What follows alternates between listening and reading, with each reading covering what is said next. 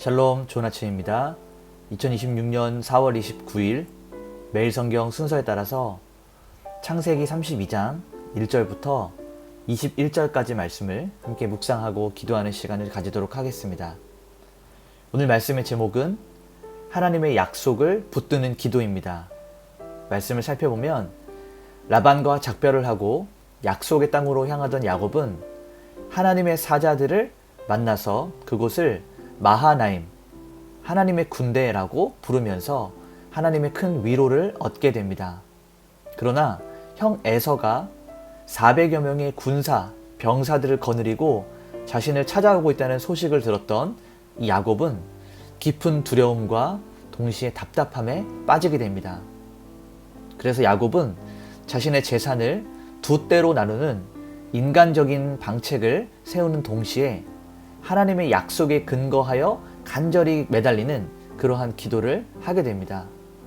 이후에 형 에서의 마음을 녹이기 위해서 엄청난 양의 예물을 준비해서 앞세워 보내고 인생의 가장 큰 위기 앞에서 신앙과 인간의 본능 사이에 치열한 갈등하는 모습을 오늘 말씀을 통하여 우리는 볼 수 있습니다. 이제 성경을 한 절씩 한 절씩 살펴보면서 성경이 말하고 있는 진의를 함께 나누도록 하겠습니다. 먼저 첫 번째 단락은 1절부터 2절까지 말씀인데요. 여기에는 마하나임이라고 하는 하나님의 군대에 대한 이야기가 담겨 있습니다. 자, 1절과 2절을 보면 야곱이 길을 가는데 하나님의 사자들이 그를 만난지라. 야곱이 그들을 볼 때에 이르기를 이는 하나님의 군대라 하고 그 땅 이름을 마하나임이라 하였더라. 자, 하나님은 라반을 떠나서 이 약속의 땅, 하나님이 명령하셨던 그에게 돌아가야 될 땅으로 진입하고 있는 야곱에게 천사들을 보내셔서 그를 위로하시고 격려하십니다. 자, 야곱이 아버지의 집을 떠나 하란으로 갈 때에도 베델이라고 하는 지역에서 천사들을 보여주셨듯이 돌아올 때에도 마찬가지로 마하나임, 하나님의 군사들을 통해서 그의 앞길을 지키고 보호하고 계심을 확증하여 보여주고 계십니다.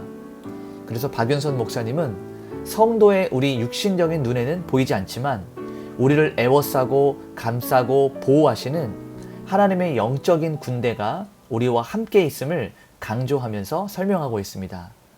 자, 두 번째 단락을 보게 되면 3절부터 12절까지 말씀인데요. 여기에는 이 야곱이 형 에서에 대한 두려운 마음을 가지는 것과 오늘 말씀의 제목처럼 하나님의 약속에 근거한 간절히 기도하는 장면들이 담겨 있습니다.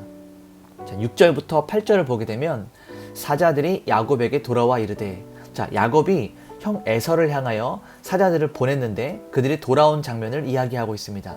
자, 그러면서 이야기하죠. 에서가 400명을 거느리고 주인을 만나려고 오더이다. 야곱이 심히 두렵고 답답하여 자기와 함께한 동행자와 양과 소와 낙타를 두 때로 나누고. 자, 방금 전에 이 마하나임, 하나님의 군대가 함께함을 그런 은혜를 경험했음에도 불구하고 이 400명의 군사들이 자신을 향해서 자신의 목숨을 잡으려고 찾아오는 이 소식을 들었던 이 인간적인 마음이 이제 충돌하는 겁니다. 그래서 이 야곱은 즉시 공포에 사로잡혀요. 성경은 이 야곱의 마음이 두렵고 답답했다. 그리고 그 앞에 심히 두려웠다라고 이렇게 표현하고 있습니다. 그래서 야곱은 이 최악의 상황을 대비해서 자신의 재산을 나누는, 때를 나누어서 한편을 보호하려고 하는 인간적인 계산을 시작하게 됩니다. 자, 말씀을 계속 살펴보면 9절부터 12절까지 말씀을 보면 야곱이 또 이르되 내 조부 아브라함의 하나님, 내 이삭의 하나님 여호와여, 나는 주께서 주의 종에게 베푸신 모든 은혜와 모든 진실하심을 조금도 감당할 수 없사오나 나를 내 형의 손에서 에서의 손에서 건져내시옵소서. 주께서 말씀하시기를 내가 반드시 네게 은혜를 베풀어 네 씨로 바다에 셀 수 없는 모래와 같이 많게 하리라 하셨나이다. 자, 여기서 이 야곱의 기도는 매우 성숙한 기도라고 우리는 볼 수 있습니다. 왜냐하면 자기가 하고 싶었던 대로의 기도가 아니라 가장 먼저는 하나님의 약속의 말씀, 하나님이 어떻게 말씀하셨는지 하나님을 근거로 하는, 그 약속을 근거로 하는 기도를 했기 때문입니다.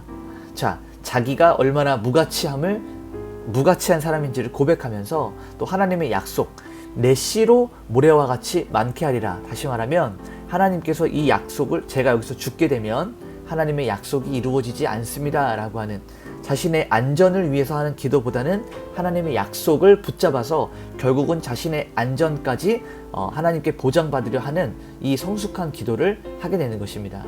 그래서 이 케네스 매튜스는 야곱이 자신의 위기를 하나님의 언약적인 성취와 연결해서 기도하고 있다라는 사실을 주목하면서 우리 성도들이 기도할 때 바로 이러한 부분, 하나님의 말씀을 붙들고, 우리에게는 성경 말씀을 붙들고 하는 기도가 가장 중요한 기도다라고 설명하고 있습니다. 마지막 세 번째 단락을 보게 되면 13절부터 21절까지 말씀인데요. 여기에는 예물을 통해서 이 야곱이 형 에서에게 화해를 시도하는 것과 철저한 준비를 하고 있는 것을 볼 수 있습니다. 자, 13절에서 15절을 보면 야곱이 거기서 밤을 지내고 그 소유 중에서 형 에서를 위하여 예물을 택하니 암염소가 200이요 숫염소가 20이요 암양이 200이요 순양이 20이요. 자, 이것을 통해서 야곱은 기도하고 나서 가만히 있는 것이 아니라 자신이 할 수 있는 최선을 다해서 화해의 예물을 준비하는 겁니다. 지금으로도 굉장히 큰 금액의 액수의 그런 예물이지만 당시에도 550여 마리에 해당하는 아주 거대한 규모의 이 양들을 준비하고 예물을 준비하는 것입니다. 자, 20절에서 21절을 보게 되면 또 너희는 말하기를 주의 종 야곱이 우리 뒤에 있다 하라 하니, 이는 야곱이 말하기를 내가 내 앞에 보내는 예물로 형의 감정을 푼 후에 대면하면 형이 혹시 나를 받아주리라 함이었더라. 자, 야곱은 예물을 여러 때로 나눠서 시간차를 두고 보냄으로써 이 에서의 분노를 차례대로 단계적으로 좀 누그러뜨리려고 하는 인간적인 방법을 택합니다. 브루스 월키는 이것이 야곱의 인간적인 꾀일 수 있다라고 말하면서도 한편으로는 평화를 이루기 위한 자신이 가장 아끼고 소중하게 여겼던 것들을 내어놓는 이 보상의 태도였다라고 설명하고 있습니다. 이제 우리 말씀을 정리하면서 원포인트로 하나님은 이 마하나임의 군대를 통해서 우리를 지키고 보호하신다라는 거예요. 자, 그러면서도 현실의 위협이 다가오죠. 400여 명의 군사가 여전히 우리 삶 가운데 찾아와서, 야곱의 삶에 찾아와서 두렵게 합니다. 이때 지금부터가 중요하죠. 성도는 자기의 한계를 인정하고 하나님의 약속을 붙드는 기도를 함과 동시에 아무것도 안 하고 가만히 있는 것이 아니라 사람이 이 화평을 위해서 자신이 할 수 있는, 그러니까 기도를 먼저 하고 나서 우리가 할 수 있는 우리의 영역들에 대해서 최선을 다해야 된다라는 것을 우리는 말씀을 통해서 기억해야 됩니다. 이제 그리고 우리 삶에 오늘 하루에 이렇게 한번 적용할 수 있었으면 좋겠습니다.